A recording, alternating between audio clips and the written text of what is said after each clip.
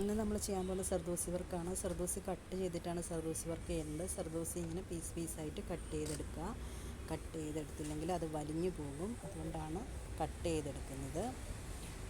വലിഞ്ഞു പോയപ്പോൾ നമുക്കൊന്നും ചെയ്യാൻ പറ്റില്ല. കട്ട് ചെയ്തതിന് ശേഷം നമ്മൾ ചെയിൻ സ്റ്റിച്ച് എടുക്കുക. സാധാ എടുക്കണ പോലെ തന്നെ ചെയിൻ സ്റ്റിച്ച് എടുക്കുക. അതിനുള്ളിലൊരു സർദോസി കയറ്റുക. വീണ്ടും നമ്മളൊരു ചെയിൻ സ്റ്റിച്ച് എടുക്കുക.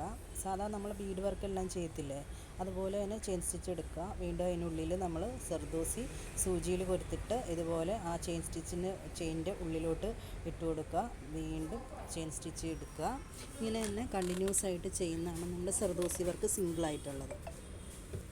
സിക്സാഗ് ഷേപ്പിലുള്ളത് ഞാൻ നിങ്ങൾക്ക് കാണിച്ചു തന്നിട്ടുണ്ടായിരുന്നു.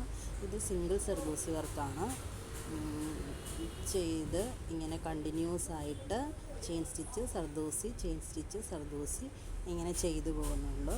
ഇതിനകത്ത് വേറെ പ്രത്യേകിച്ച് ഒന്നുമില്ല. നമ്മൾ ബീഡ് വർക്കും ട്യൂബ് ബീഡും സ്ക്വയർ ബീഡും റൗണ്ട് ബീഡെല്ലാം ചെയ്യുന്ന പോലെ തന്നെ ഈ സർദോസി കട്ട് ചെയ്ത് ഇങ്ങനെ ചെയിൻ സ്റ്റിച്ച് ചെയ്ത് കണ്ടിന്യൂസ് ആയിട്ട് ചെയ്യുമെന്ന് മാത്രമേ ഉള്ളൂ.